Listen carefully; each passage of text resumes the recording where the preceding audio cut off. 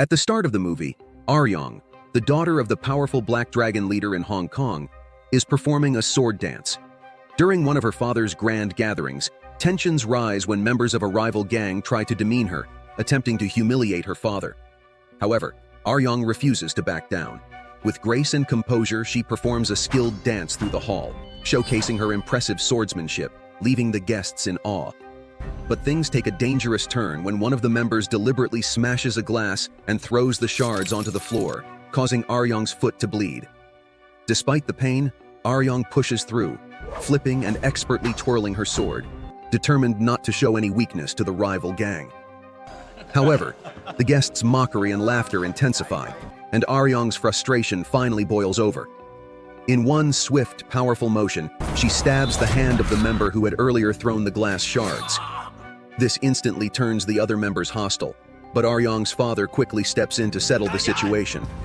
Unsatisfied with how things ended, Aryong tracks down the gang leader. The next day, she finds him at a station and slashes his throat, killing him on the spot.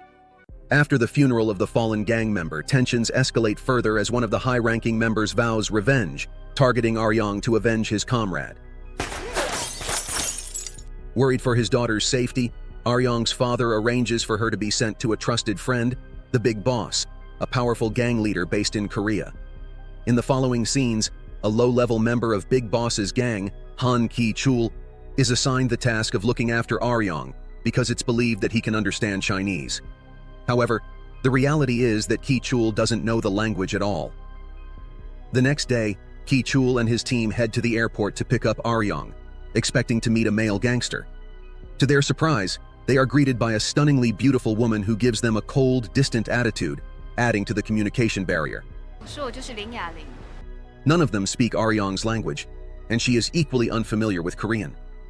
This immediately creates a sense of tension and unease between Aryong and her new caretakers. Later, Aryong meets with Big Boss, who warmly welcomes her and tells her to make herself comfortable during her stay in Korea. He also mentions that as long as she is there, she can give orders to Ki-chul and his subordinates. After a while, Ki-chul and his men drive Aryong home. The boys begin showing off their combat skills, trying to prove who is in charge, little knowing that Aryong is a skilled fighter herself. Not long after, a translator named Yim is brought in to assist with communication between Aryong and the gang members. Yim is inexperienced and very afraid of the gangsters, so at first, she doesn't translate Aryong's rather blunt responses. Instead, she softens them to avoid angering the gangsters. Then, Aryong makes an important request to her caretakers. She wants to find her missing mother, whom she last heard was in Korea. The next day, Ki-chul's underlings are interrupted by another gang. Outnumbered, they struggle, but luckily, Aryong is there. She teaches their opponents a lesson by kicking a small table into them, knocking them to the ground. Then, Ki-chul's men start beating them one by one. Eventually, the rivals flee the scene, battered and bruised. That night, Aryong, the translator, and the gang members go to a restaurant for dinner and drinks. After getting drunk, Ki-chul and one of his men go to the restroom to sober up. Suddenly, the rival gang from earlier arrives at the restaurant, seeking revenge for the previous fight. They try to harass Aryong and the translator while kicking the remaining gang members. However, our fearless heroine isn't about to back down. She retaliates by throwing chopsticks directly at the attackers. This gives her the upper hand as she delivers a series of powerful kicks, sending the thugs running away in fear. It is a one-woman fight against a group of men. Meanwhile, one of Ki-chul's men rushes back to the restroom to report the situation. Ki-chul, too drunk to believe it, dismisses the idea that Aryong has single-handedly fought off the thugs. Later, the defeated gang members report back to their leader, making Ki-chul's gang their prime target. After some research on the rival gang, Ki-chul and Aryong are invited to the headquarters of the rival gang. When they arrive, they are shocked to find that Ki-chul's men have already been rounded up and beaten. This infuriates Ki-chul, leading him to confront the rival gang's boss. However, due to his mediocre fighting skills, Ki-chul doesn't put on much of a show.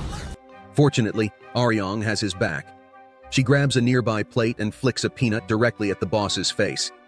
As the latter loses his balance, Ki-chul manages to gain the upper hand, slamming his opponent's head into the ground. Immediately afterward, the rival members swarm him, beating him with bats and fists.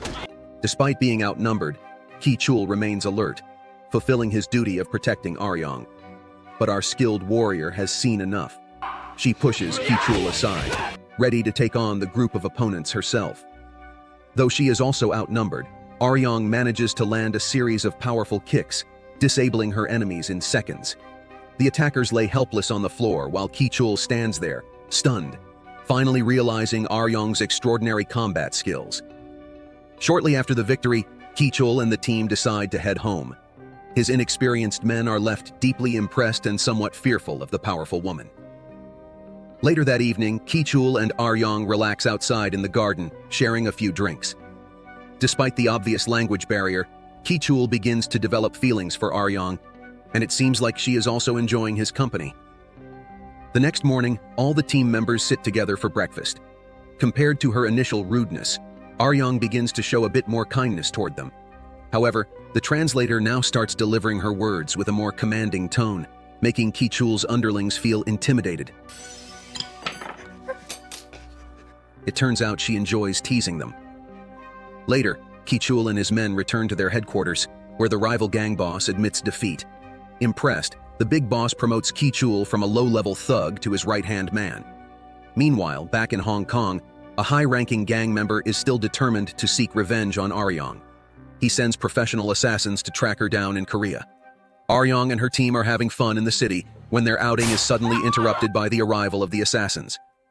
At first, they believe the killers are after Ki Chul, but they soon realize Aryong is the real target. She is being accused of killing a gangster in Hong Kong, leading to a gang war. As the assassins launch their ambush, Ki Chul's men manage to escape, but as Aryong provides cover, she is shot, leaving her wounded. Ki Chul immediately reports the incident to the big boss. Once they get back home, they begin thinking of ways to protect themselves from the assassins. Unfortunately, they soon learn that the killers have already arrived nearby. They decide to split into two groups, Aryong and Ki Chul in one, the translator and the underlings in the other. In the next scene, Ki Chul and Aryong are driving away, being chased by the assassins. Fortunately, they manage to slip away after the villain's van collides with a passing truck. Afterward, the two decide to take refuge at Ki Chul's family home. It becomes a place where they can relax for a moment and catch their breath. Ki Chul's parents believe Aryong is his girlfriend and give the family necklace to present to her as a gift. The couple then spend a peaceful night at the house without worrying about what the future holds. However, back in Hong Kong, we learn that Aryong's father is not safe. After meeting with one of his senior members, an explosion suddenly occurs at the scene, leaving him seriously injured. After a brief period on the run, Aryong and Ki Chul reunite with the others. Aryong makes an excuse to try and call her father, but the assassins suddenly appear nearby. A deadly fight breaks out, and Aryong manages to throw her two daggers directly at the assassins, killing them on the spot. Now, only the leader of the team remains, who is also an alpha female. Soon after, the two engage in an intense duel, each showing off their remarkable sword skills. They dodge each other's strikes and counter equally. However, the rival leader proves to be stronger, as she manages to inflict a minor injury on Aryong. In response, our protagonist decides to use her wits, hiding in a large stack of hay. The leader stabs through the entire stack, but Aryong manages to punch her from below and stab her to death. After the fight, Aryong finally learns the whereabouts of her mother and rushes to find her. However, when she arrives, she discovers that her mother has moved on, found a new family, and is living a happy life. With tears streaming down her face, Aryong leaves without contacting her mother. Afterward, despite Ki Chul's confession of love, she leaves Korea. Upon returning to Hong Kong, she finds her father gravely injured from the earlier explosion, barely clinging to life. He passes away shortly after seeing his daughter one last time. The next day, Ki Chul suddenly shows up in Hong Kong to support Aryong. He hands her the family necklace, receiving a kiss in return. Determined to avenge her father's murder, Aryong sets her sights on the criminals responsible. In the next scene, Aryong attends the wedding of her father's rival, the one responsible for his death. The big boss is also present at the event. Aryong manages to disguise herself as the bride to get close to the boss. As she and the groom receive his blessings, Aryong suddenly draws a sword and slashes him. Chaos erupts at the wedding as the rival gangsters prepare to attack Aryong. However, before they can subdue her, Ki-chul and his crew arrive, leveling the playing field. Our brilliant protagonist manages to take down several thugs single-handedly while dodging all the gunfire. Sensing the danger, the rival boss flees the scene, with Aryong hot on his trail. After some time, she finds herself alone in a dark tunnel with a group of the rival boss's followers. Despite the odds, Aryong swiftly defeats them, injuring and overpowering every one of them with her powerful kicks. Even the boss's right-hand man is no match for her, as she dodges his gunshots and drives her dagger straight into his chest. Finally, Aryong confronts the boss again, but this time he's wounded. She attempts to duel him with 2 swords, but the boss sneers at her, drawing a gun and firing. Unfortunately, Aryong takes a shot to the leg, leaving her vulnerable. The boss laughs cruelly, pointing the gun at her head. It seems like she's about to be killed, but just then, Ki-chul appears, diverting the boss's attention away from her. In the chaos, the boss shoots Ki-chul, sending him tumbling from the high-rise building. Though heartbroken, Aryong seizes the opportunity, closing in on the boss and delivering a fatal strike. In a final desperate act, she throws her blade, piercing the boss's chest and sending him plummeting to his death from the building. After her victory, Aryong begins searching for Ki-chul. Fortunately, she discovers that he has survived, having safely landed in a passing garbage truck. In the next scene, we see Aryong officially take over as the new boss of the Black Dragon, succeeding her father. Meanwhile, Ki-chul prepares to leave Hong Kong, heading to the airport. However, Aryong's father's trusted lieutenant advises her not to let Ki-chul go, reminding her that her father regretted sending her mother away. Taking the advice to heart, Aryong intercepts Ki-chul on his way to the airport with her gang and takes a bold step. She proposes to him. 싫다면.